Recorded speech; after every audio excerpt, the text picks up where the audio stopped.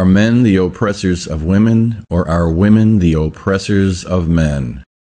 A woman wakes up in the morning in a house built by men. She starts the water to boil on a stove built by men, and sits at a chair and table put there by men, to read a newspaper written in part by women, but printed and delivered by men.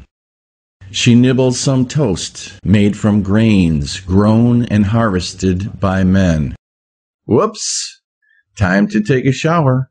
She turns a faucet handle installed by a man, and lo and behold, out comes hot water, delivered by a vastly complicated water system built and maintained by men. She drives to work in a car built by men, on roads built by men, powered by petroleum, drilled and refined and delivered by men. She arrives at an office building built by men, walks to her desk, fires up her computer, and glances out her window at a city built by men, full of potential customers for her service business. Out of the corner of her eye, a table in the conference room that seems awkwardly out of place snags her attention. She strokes her earlobe. At that moment, the janitor scoots by in the hallway.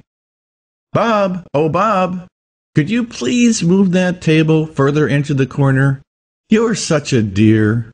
She pins him with a delectable and utterly phony smile.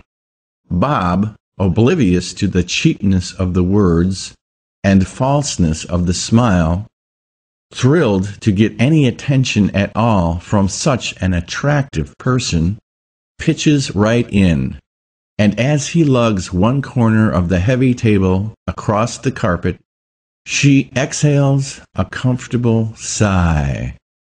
Her day has begun. She will spend the next 8 to 10 hours telling other people what to do. That's her understanding of work.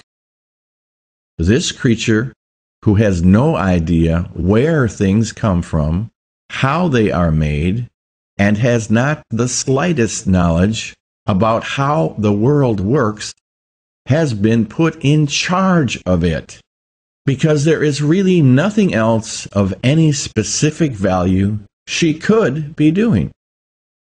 If she lived in a world built by women, she would be sitting in a tent, watching her breath in front of her face, stitching animal hides.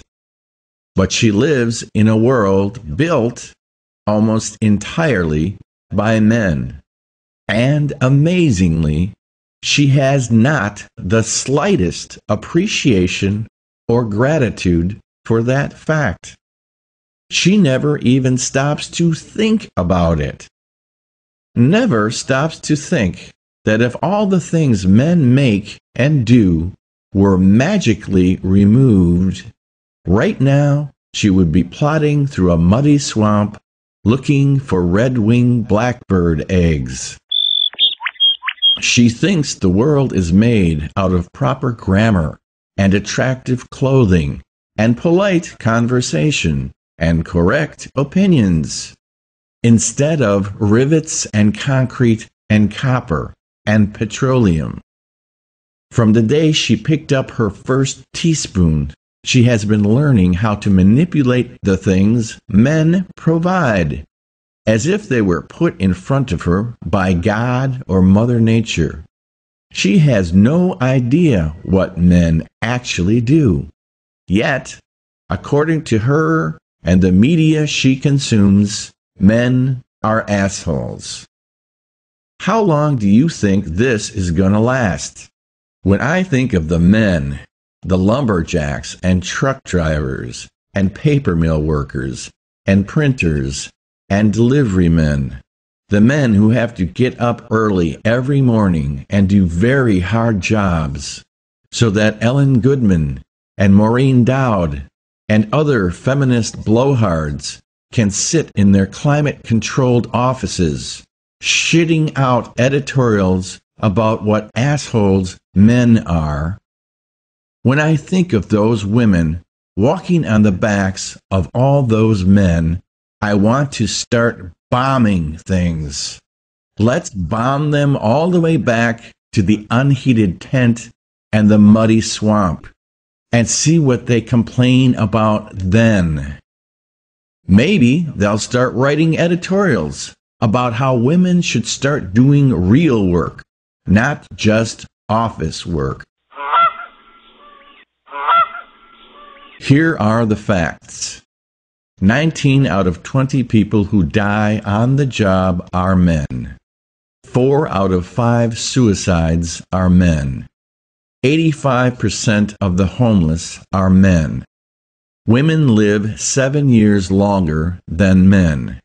65% of America's wealth is owned by women, says Forbes magazine. Men are not regarded as equal parents to their children. Men are drafted in time of war, and women are not.